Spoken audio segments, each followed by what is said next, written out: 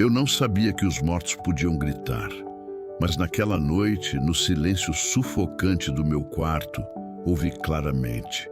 Não era um grito de dor física, era algo muito pior. Era o eco de uma alma aprisionada nas sombras do que eu havia feito. E pela primeira vez em 40 anos, tive que encarar a verdade. Eu não estava sozinho. Nunca estive.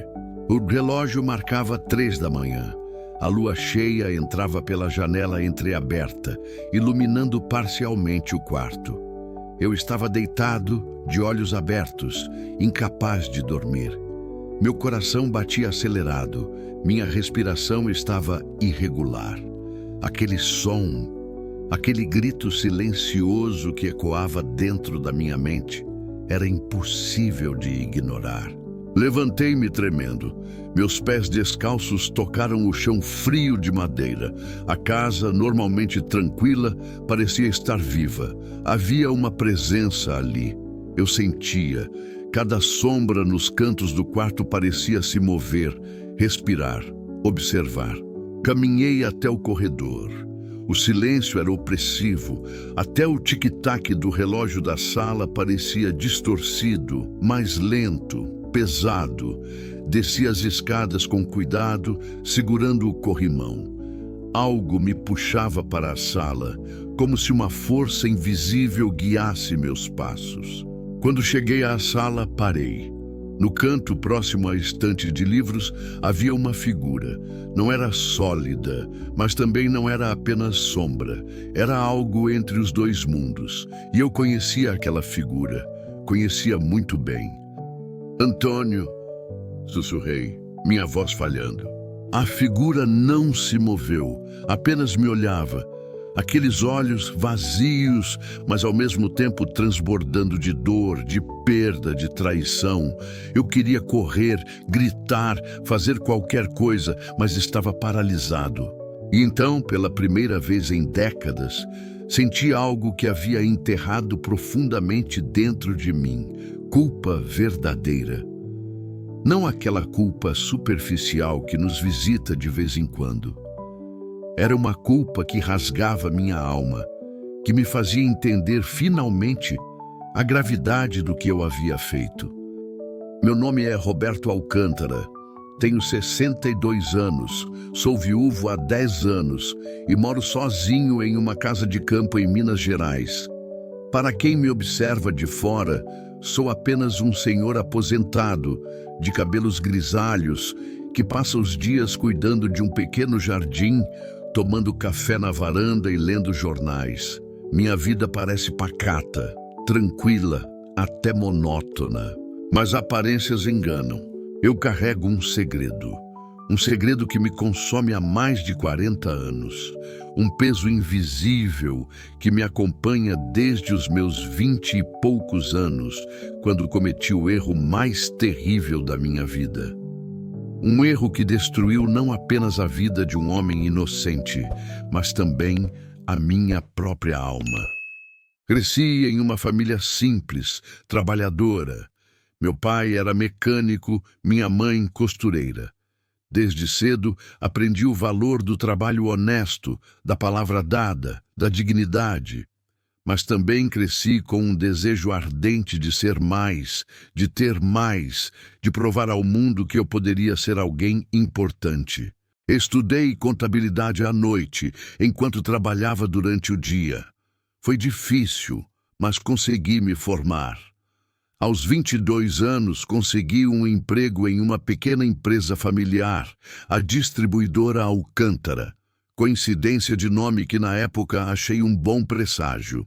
O dono da empresa, seu Mário Alcântara, era um homem de mais de 60 anos, honesto, trabalhador, com valores sólidos. Ele me tratava como um filho. Confiava em mim completamente. Eu era jovem, ambicioso, inteligente. Rapidamente me tornei indispensável na empresa, cuidando de toda a parte financeira e contábil. Foi nessa época que conheci Helena. Ela era secretária em outra empresa do mesmo prédio. Nos apaixonamos rapidamente. Helena era linda, inteligente, sonhadora. Ela falava sobre viajar, construir uma vida confortável, ter filhos, uma casa própria. Eu queria dar tudo isso a ela. Queria provar que era capaz. Mas meu salário, embora decente, não era suficiente para realizar esses sonhos rapidamente. E eu era impaciente. Queria tudo agora. Queria impressionar Helena, queria impressionar o mundo. Foi então que vi a oportunidade. Trabalhando com as finanças da empresa, percebi que havia brechas. Pequenas falhas no sistema contábil que, se exploradas com cuidado, poderiam passar despercebidas por muito tempo. Comecei a pensar. Era apenas uma ideia no início, mas quanto mais pensava, mais viável parecia. Eu poderia desviar uma quantia considerável de dinheiro. Não tanto que chamasse atenção imediata, mas o suficiente para mudar minha vida. Poderia usar esse dinheiro para abrir meu próprio negócio, para casar com Helena, para construir algo sólido. É só uma vez, eu me dizia, só desta vez depois devolvo tudo. Mas mentiras que contamos a nós mesmos são as mais perigosas. Comecei devagar, pequenos ajustes nos registros, notas fiscais falsas, transferências que pareciam legítimas, mas que iam para uma conta que eu havia criado em nome de uma empresa fictícia, tudo planejado com cuidado, com detalhes. Durante meses funcionou perfeitamente. Ninguém suspeitou. Eu era o contador confiável, o rapaz sério que seu Mário tratava como filho. Como alguém suspeitaria de mim? Consegui juntar uma quantia significativa, o suficiente para abrir minha própria empresa de consultoria contábil. Pedi Helena em casamento. Ela aceitou radiante. Tudo parecia perfeito. Mas havia um problema. Antônio Silva. Ele trabalhava na empresa há mais de 20 anos. Era um homem simples, honesto, pai de 3 filhos. Trabalhava no departamento de compras e logística, mas ocasionalmente ajudava com a conferência de documentos fiscais. Antônio começou a notar inconsistências. Pequenas coisas que não batiam, notas fiscais de fornecedores que ele não conhecia, valores que pareciam inflados. No início, ele pensou que fossem erros honestos, mas, quanto mais investigava, mais estranho ficava. Um dia, ele veio até minha sala, bateu na porta e entrou com uma pasta na mão. Seu rosto estava sério, preocupado. "Roberto, precisamos conversar", disse ele, fechando a porta atrás de si. Meu coração disparou. Senti o sangue gelar nas veias. "Claro, Antônio. O que houve?" Ele colocou a pasta sobre minha mesa e abriu, mostrando várias notas fiscais e documentos. Estive conferindo alguns documentos e encontrei algumas inconsistências. "Olha aqui", disse ele, apontando para uma nota fiscal. "Este fornecedor, eu nunca ouvi falar dele, e os valores estão muito acima do que normalmente pagamos. Será que houve algum erro?" Mantive a calma.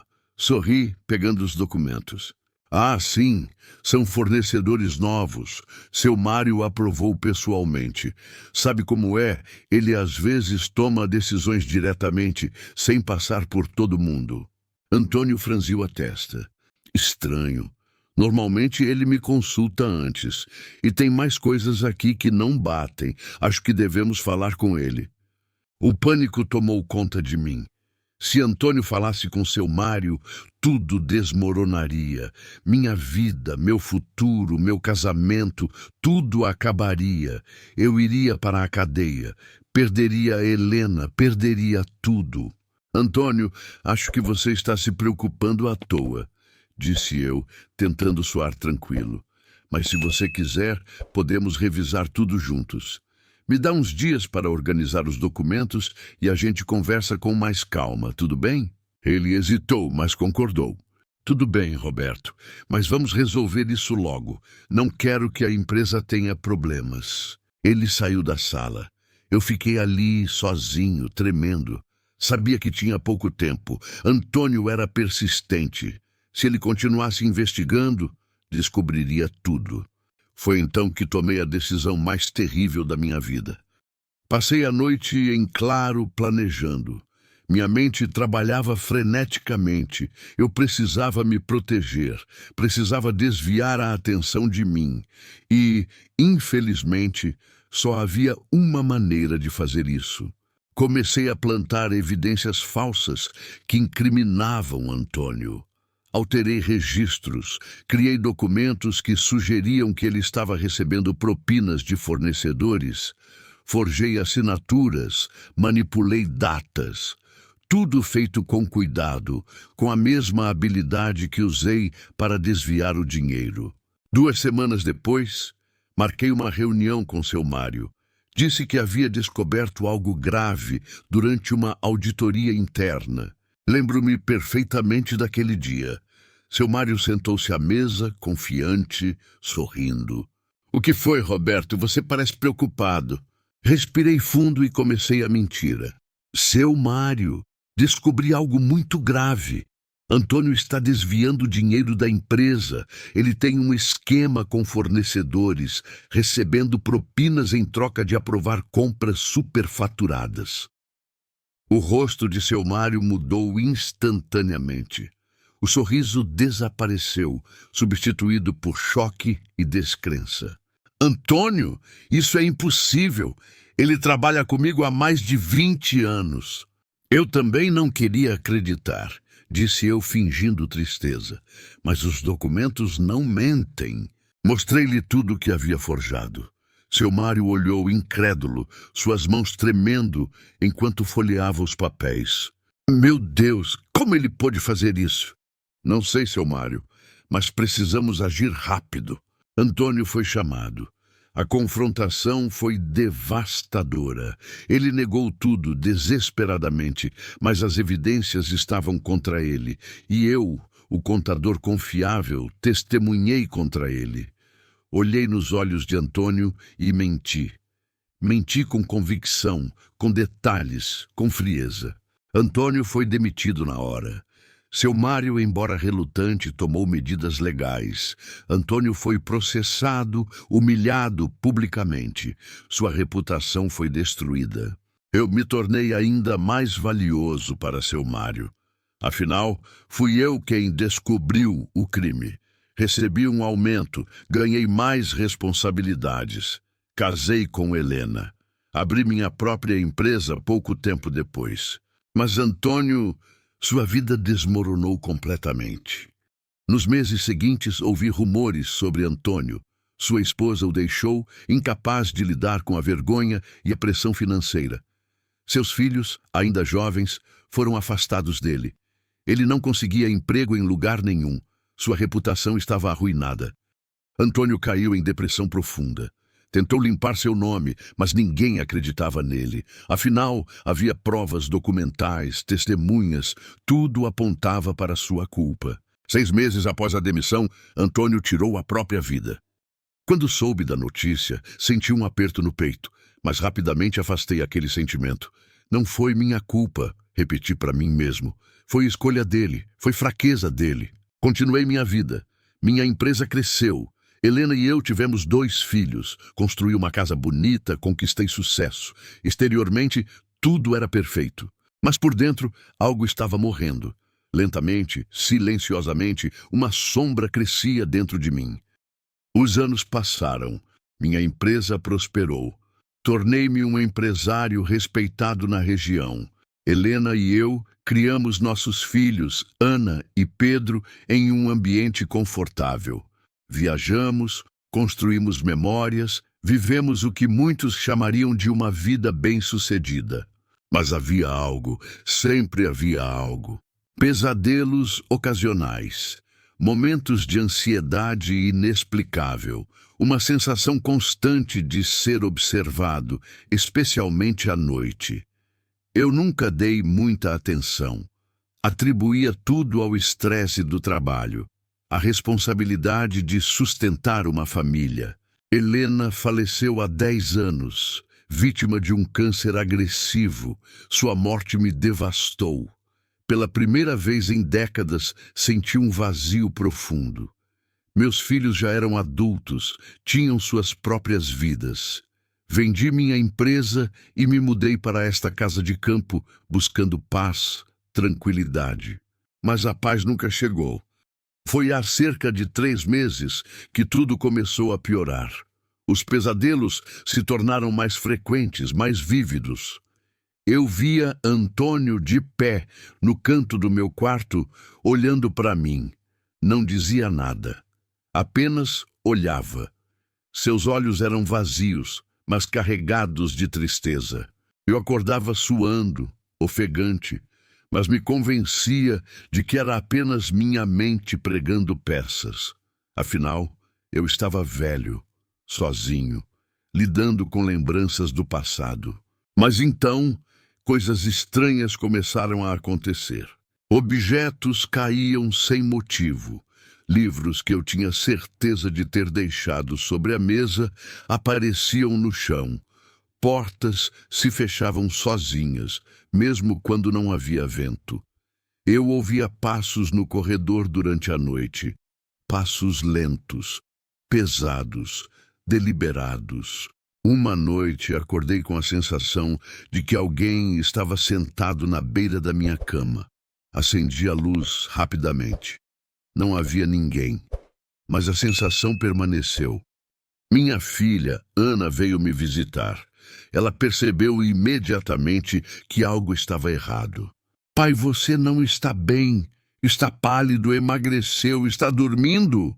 Tentei disfarçar, mas ela insistiu. Pai, o que está acontecendo? Você parece assombrado. A palavra me atingiu como um soco. Assombrado. Era exatamente isso. Contei-lhe sobre os pesadelos, os sons estranhos, a sensação de não estar sozinho. Ana ouviu com atenção, preocupada. Pai, acho que você deveria procurar ajuda, talvez um médico, um psicólogo.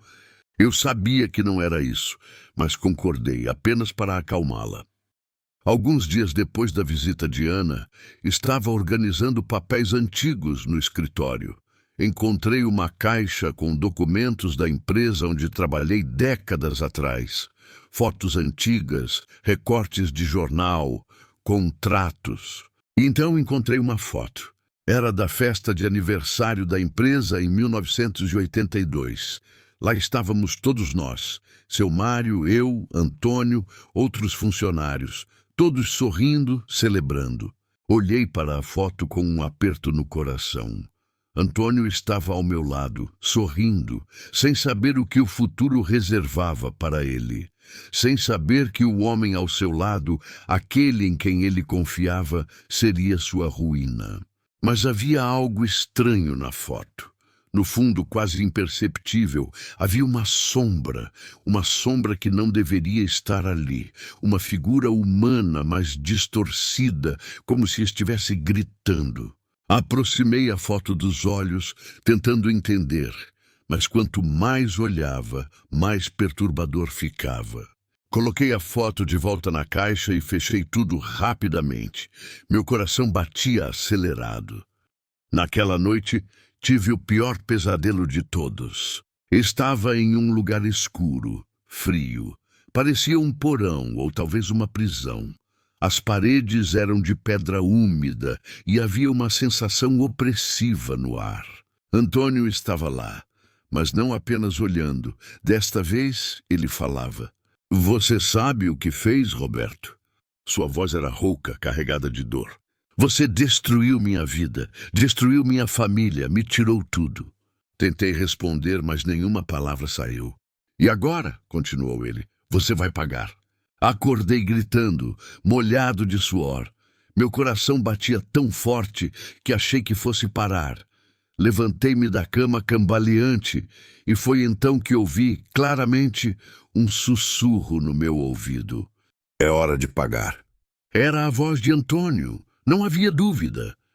Nos dias que se seguiram àquele pesadelo terrível, minha saúde piorou drasticamente. Não conseguia mais dormir.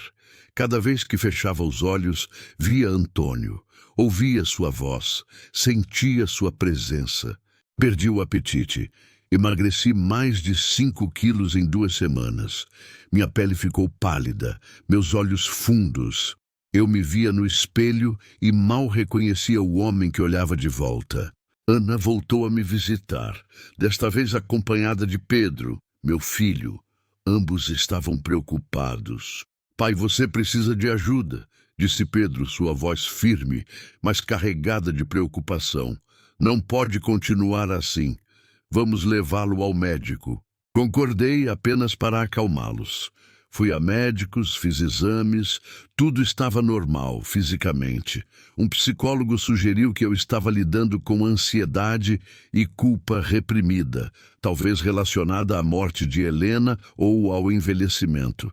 É comum em homens da sua idade, disse ele, prescrevendo medicamentos para ansiedade e antidepressivos. Tomei as medicações, mas nada mudou. As manifestações continuavam, na verdade pioravam. Foi Maria, uma amiga de longa data de Helena, quem sugeriu algo diferente. Roberto, já pensou que talvez isso não seja apenas psicológico? Perguntou ela durante um café na minha casa. Olhei para ela confuso. O que quer dizer? Maria hesitou, escolhendo as palavras com cuidado. Você já considerou a possibilidade de que isso possa ser espiritual? Ri amargamente. Maria, você sabe que nunca acreditei nessas coisas. Eu sei, disse ela, mas às vezes as coisas mudam. Eu conheço uma pessoa, uma médium espírita, Dona Cláudia. Ela é séria, respeitada, já ajudou muitas pessoas. Talvez ela possa lhe dar alguma orientação. Meu primeiro instinto foi recusar, mas o desespero fala mais alto. Eu estava disposto a tentar qualquer coisa. Está bem, disse eu finalmente. Vou falar com ela. Dona Cláudia morava em uma casa simples, mas acolhedora, nos arredores da cidade. Era uma senhora de cerca de 70 anos, com cabelos brancos presos em um coque e olhos azuis profundos que pareciam ver além do que estava diante deles. Ela me recebeu na sala, que estava repleta de livros sobre espiritismo, quadros com mensagens inspiradoras e uma mesa simples ao centro. Sente-se, Roberto, disse ela, sua voz suave, mas firme. Sentei-me nervoso. Não sabia o que esperar. Dona Cláudia me olhou nos olhos por um longo momento em silêncio. Senti como se ela estivesse lendo minha alma. Você carrega um peso muito grande, disse ela finalmente, um peso que não é só seu. Senti um arrepio percorrer minha espinha. Como você sabe? Eu sinto, disse ela, e também vejo. Há alguém ao seu lado, alguém que está preso, amarrado a você. Meu coração disparou. Antônio? Ela fechou os olhos por um momento, concentrando-se. Sim, esse é o nome dele, Antônio. Ele carrega muita dor, muita injustiça. As lágrimas começaram a rolar pelo meu rosto, incontroláveis. É culpa minha, tudo é culpa minha. Dona Cláudia abriu os olhos e me olhou com compaixão. Conte-me tudo, Roberto. Só assim poderemos ajudar a ambos. Pela primeira vez em mais de 40 anos, contei a verdade, toda a verdade. Falei sobre a ambição que me cegou, sobre o dinheiro desviado, sobre a descoberta de Antônio. Falei sobre as mentiras que criei, as evidências falsas que plantei, o testemunho falso que dei. Falei sobre a destruição da vida de Antônio, sobre seu suicídio. Chorei como nunca havia chorado. Décadas de culpa reprimida, de mentiras, de peso, saíram de mim em uma enxurrada de palavras e lágrimas. Dona Cláudia ouviu tudo em silêncio, sem me julgar, sem me interromper. Quando terminei, ela permaneceu em silêncio por alguns instantes, deixando que minhas lágrimas diminuíssem. Roberto, disse ela finalmente, o que você fez foi terrível. Não há como negar isso. Mas o fato de você estar aqui, confessando, mostra que ainda há esperança para você. Esperança? Perguntei-lhe incrédulo. Como pode haver esperança depois do que fiz? Porque você está reconhecendo sua culpa, disse ela. Isso é o primeiro passo para a redenção. Dona Cláudia explicou que Antônio não estava apenas me assombrando por vingança. Ele estava preso. Preso entre dois mundos. Quando uma pessoa morre em circunstâncias de grande injustiça, sofrimento ou trauma, às vezes a alma não consegue seguir adiante, explicou ela. Fica presa, amarrada às emoções negativas, à dor, à raiva. Antônio está preso assim. Ele não consegue perdoar, não consegue seguir, porque a injustiça que sofreu ainda não foi reconhecida.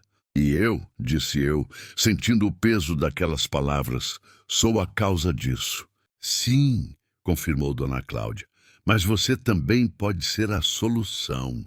Como? Você precisa se redimir, Roberto.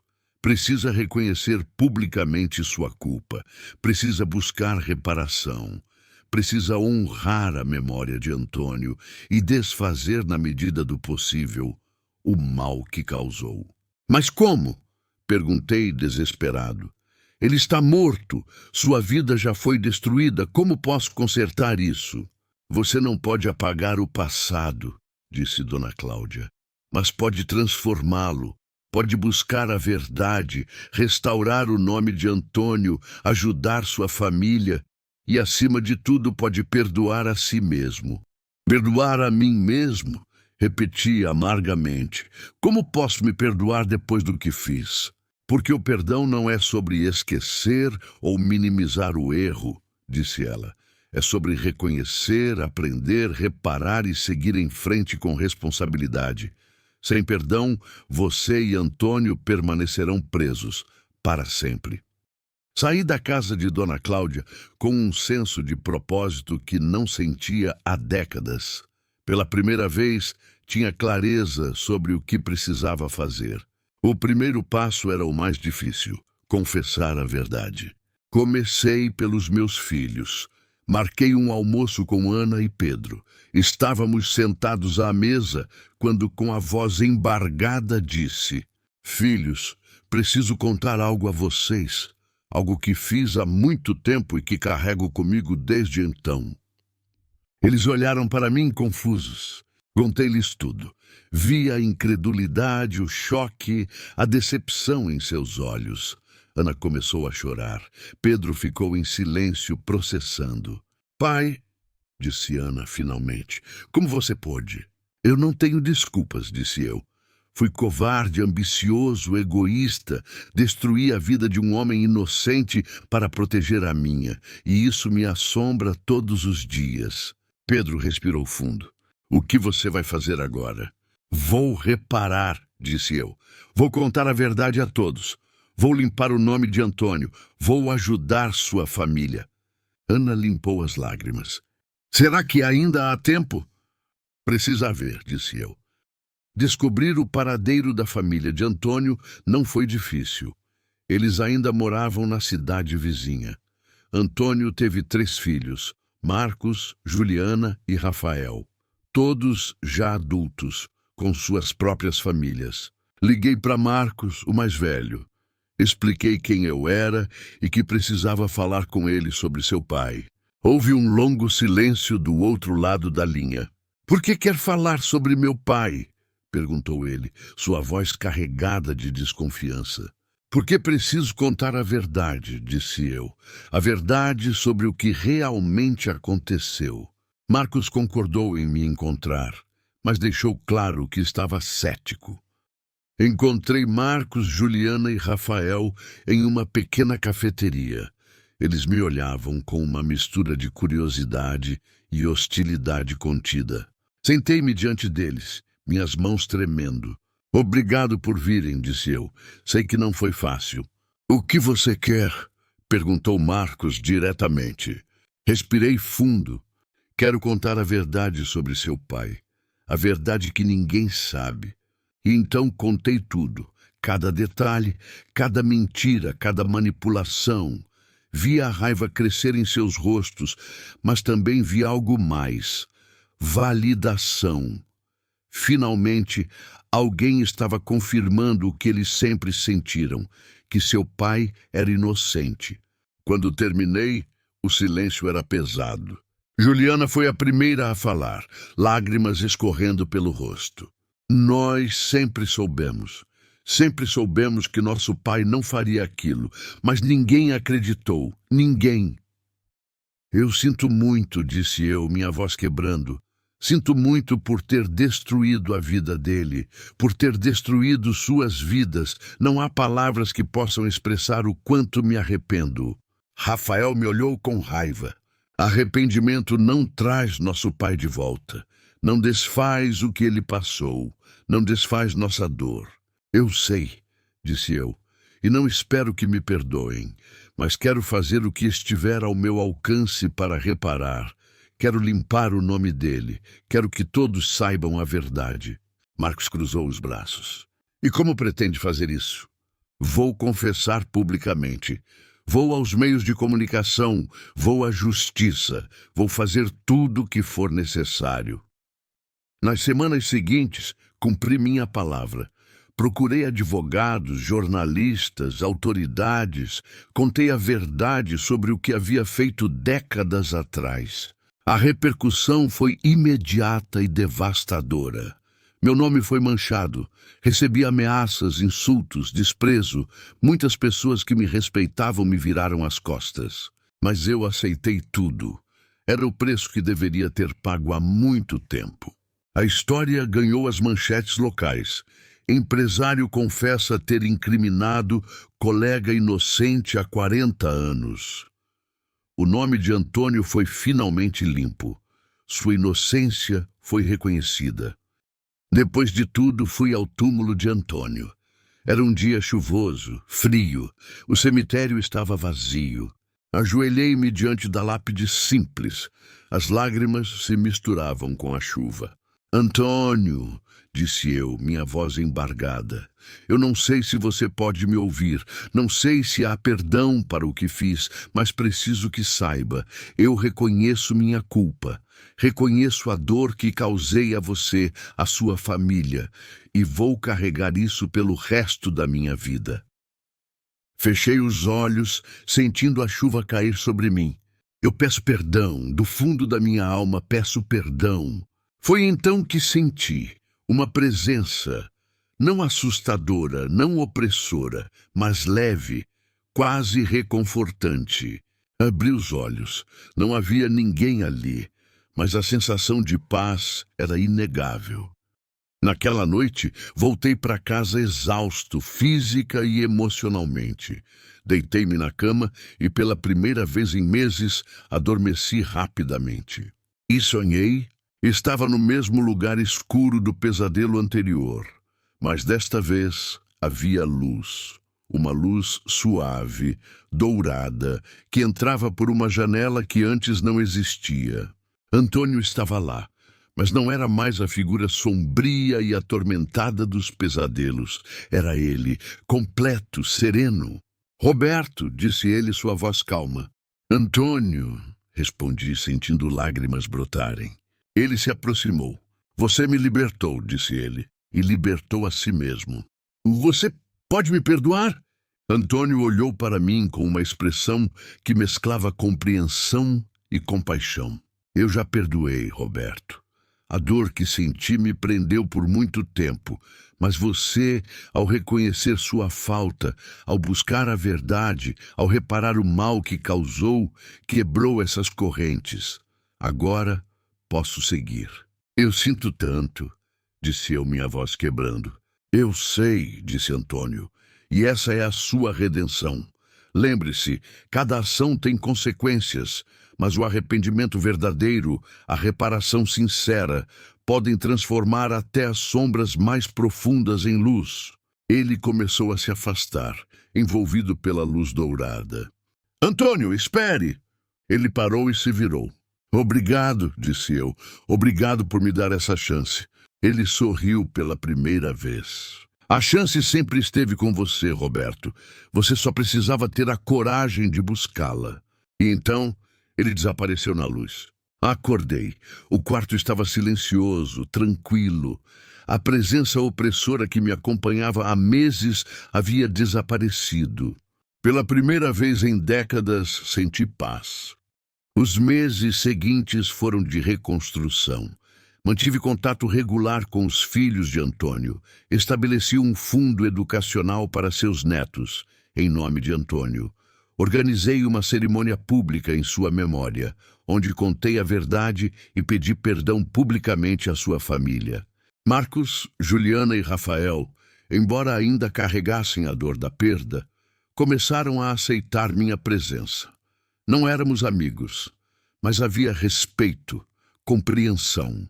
Obrigado por limpar o nome do nosso pai, disse Marcos, durante um dos nossos encontros. Isso significa mais do que você imagina. Hoje, vivo de forma diferente. Ainda moro na mesma casa de campo, mas não estou mais sozinho. Não no sentido de ter companhia física, mas no sentido de estar em paz comigo mesmo. Aprendi que nossos atos, por mais ocultos que pareçam, deixam marcas profundas, marcas em nós, nos outros, no tecido invisível que nos conecta a todos. Aprendi que nunca é tarde para buscar a redenção. Mas redenção não é apenas dizer desculpa, é reconhecer a culpa, buscar reparação, transformar a dor em aprendizado. Aprendi que o perdão, tanto dos outros quanto de si mesmo, é o único caminho para a verdadeira liberdade. Alguns meses após aquele sonho, tive outro. Antônio apareceu novamente, mas desta vez não estava sozinho. Havia outros espíritos ao seu lado, todos envoltos em luz. Vim me despedir, disse ele. Despedir? Sim, vou seguir para um lugar melhor. Minha jornada aqui terminou. Senti uma mistura de alívio e tristeza. Obrigado por tudo, Antônio. Não. Obrigado a você, Roberto. Você me deu algo que eu não conseguia encontrar sozinho. Paz. Ele se aproximou e colocou a mão sobre meu ombro. Senti calor, amor, perdão.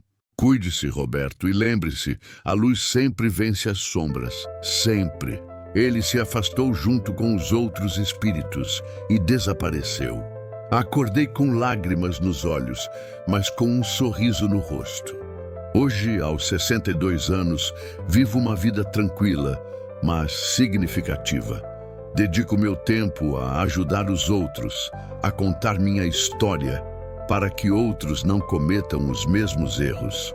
Escrevo esta narrativa não para me justificar, mas para testemunhar, para mostrar que, por mais profundas que sejam as sombras do nosso passado, sempre há um caminho de volta para a luz. A redenção não apaga o passado, não desfaz a dor causada, mas transforma. Transforma a escuridão em aprendizado, o erro em sabedoria, a culpa em responsabilidade. Antônio me ensinou isso.